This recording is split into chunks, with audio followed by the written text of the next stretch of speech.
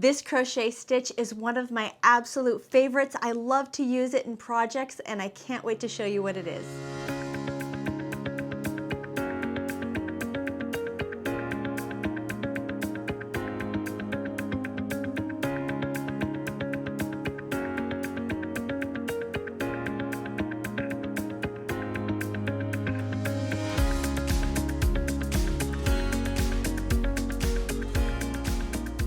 The post rib stitch, otherwise known as the front post double crochet, back post double crochet, crochet stitch, is my favorite pattern. It's honestly my go-to because I love textured stitches, and this stitch is obviously a very textured stitch. I think it's very, very pretty. I've used this a lot. In fact, I used this stitch to make my daughter's very first baby blanket, and I created a tutorial replicating that baby blanket on my YouTube channel. It's called the Rainbow Baby Blanket.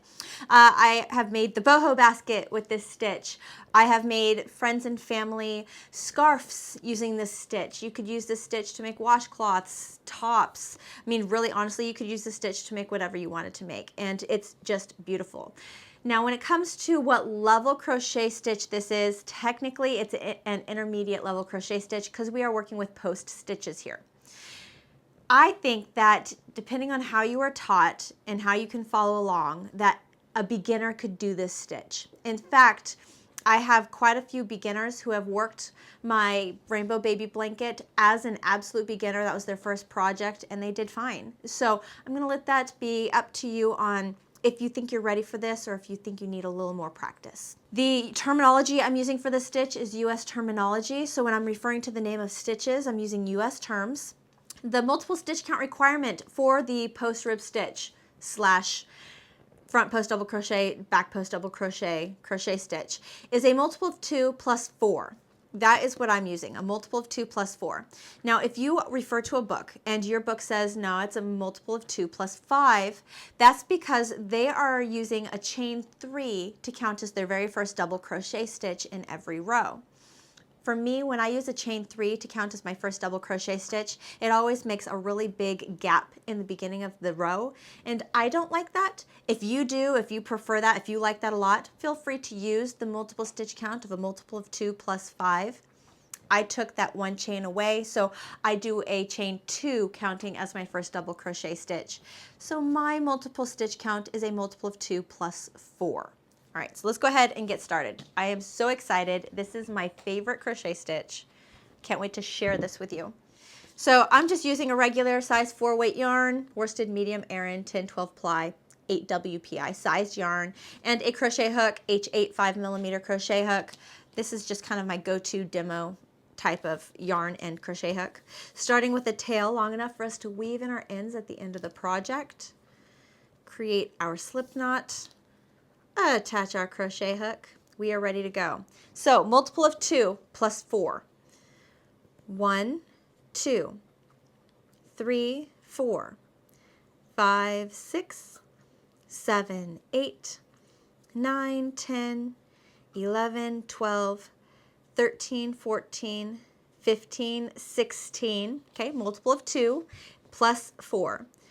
1, 2, 3, 4. Awesome. Okay, so I'm just making a little swatch example demo to show you what you do for every row a little bit faster. For row 1, we're going to make our first double crochet stitch in the 3rd chain from our crochet hook. So looking at those V stitches, we got 1, 2, 3, double crochet in that 3rd chain. Our skipped 2 chains do count as our very first double crochet stitch in this pattern. Okay, and then for row 1, all we are doing is making 1 double crochet stitch in every chain all the way across. All right, go ahead and finish row 1, and I'll meet you at the end of row 1 to show you how we move on to row 2.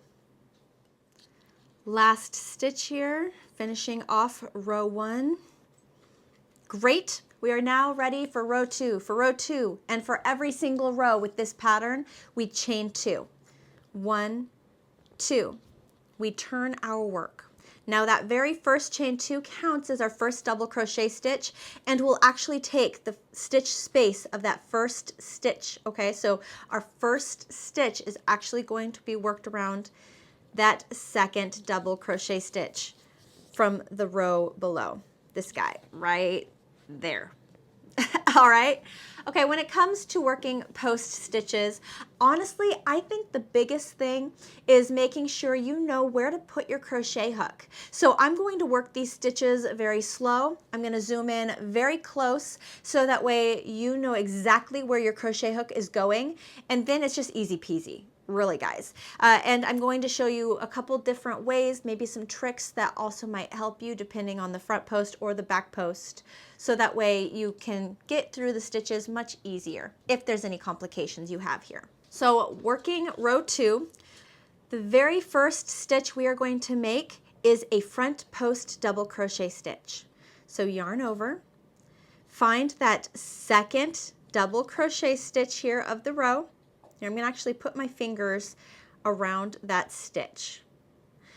I'm going to take my crochet hook, come from the side of that stitch, behind it, and through the other side. So honestly, I'm kind of like working that crochet hook right behind that stitch. Then I'm going to yarn over, and I'm going to pull that yarn back through, and then make my double crochet just like that. That's a front post double crochet stitch. Next stitch will be a back post double crochet stitch. So I'm going to first identify where that next double crochet stitch is, and it's right here. I'm going to place my fingers around it so you can see. So here's that next double crochet stitch. I'm going to yarn over. I'm going to take my crochet hook. I'm going to glide it on my finger. I'm going to come forward that side of the post stitch. I'm going to push it back and go through the other side. So now it's kind of gliding on the other side of the stitch. Then I'm going to yarn over and pull that yarn through. Yarn over, pull through 2, yarn over, pull through 2. And that is a back post double crochet stitch. And that's all you do for row 2 is repeat front post double crochet, back post double crochet, front post double crochet, back post double crochet. That's the entire pattern. I'm going to keep moving slowly so that way you can get comfortable with what you're doing. Yarning over, coming from the front of the stitch, coming from the side, going behind it and popping it forward, right like that. Then yarn over, pull through, yarn over, pull through 2, yarn over, pull through 2. Okay, front post. Now back post. So again, identify where that stitch is. Yarn over, run your crochet hook along your finger through, push that stitch back and go through the other side. Yarn over, pull through. Then yarn over, pull through 2, yarn over, pull through 2. Okay, so I noticed by talking to some of my followers that the front post double crochet seems to feel okay. So yarn over, again, coming from the side. Sometimes you have to pull the work so you can really see that double crochet stitch. Come at it from the side, behind it, and then the side, the other side. It's the back post that seems to really be just uncomfortable and weird. So another way that you can tackle the back post double crochet stitch is find that stitch, find that double crochet you're going to work around, come at it from the back and pinch it. So pinch it. Okay? Then come forward, yarn over, and where you pinched, just kind of poke your crochet hook right through where you pinched. Then yarn over, pull through, yarn over, pull through 2, yarn over, pull through 2. And that made a back post double crochet stitch. Pretty cool, right? So I'll keep doing that technique a few more times, really kind of get you comfortable. Front post double crochet, back post double crochet, so finding that stitch, coming from behind, pinching it,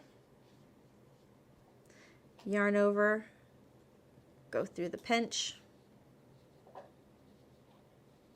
There we go. All right, we've made it to the very end of row 2. What you're going to see here is a double crochet stitch and the turning chains. Now remember, the turning chains actually do count as a double crochet stitch in this particular stitch. So following the pattern, we've got a front post double crochet. We are working around the regular double crochet stitch here. And in that turning chain, that very last stitch, we will end every row by making a regular double crochet stitch in the second or third chain, the top chain of your turning chain. So finding your chains and double crochet.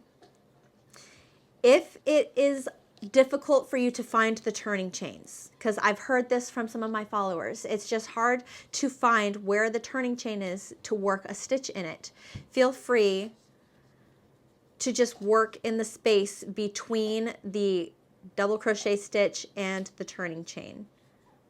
Double crochet. All right, it'll be okay. It really will. So wanted to give you an alternative right there.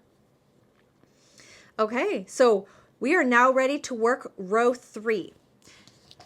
Chain 2, 1, 2, turn our work. When working row 3, we are actually working the opposite post stitches from what we worked in the row below. So we are going to be doing a lot of referencing what stitches we see from the row below.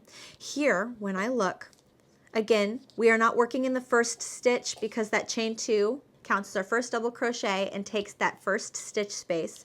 So instantly go to the next stitch over, and that's the first stitch we are working around. When I look at this stitch, I see a back post double crochet stitch. So I am going to work a front post double crochet stitch, which is the opposite stitch, on top of that. So I'm going to start by yarning over, finding that stitch, and if you want to use your fingers, I encourage you to use your fingers. Go from the inside side of that stitch over, yarn over, pull through, yarn over, pull through 2, yarn over, pull through 2. And now you're going to have like this weave up and down, in and out kind of look. Next stitch looks to me like a front post double crochet stitch. So I need to do the opposite, which is a back post double crochet stitch. So again, taking my fingers, poking it through the sides of that stitch, yarn over, coming from the back, pushing it back, yarn over, pull through, yarn over, pull through 2, yarn over, pull through 2. Next stitch looks like a back post, so I'm going to do a front post, come the side, and then using the pinching technique for the back post double crochet. Next stitch looks like a front post. I need to do a back post. I'm going to take my pincher fingers. I'm going to go ahead and pinch from the back. Pinch it. Pull it up. Oop. Yarn over. Go through the pinch. Yarn over, pull through. Then yarn over, pull through 2. Yarn over, pull through 2. So that pinching technique really works, especially if you are struggling to get your crochet hook to work from the back forward. Again, so this is a front post, so I want to work a back post coming from the back, pinching that stitch, pulling it forward, yarn over, and go through the pinch.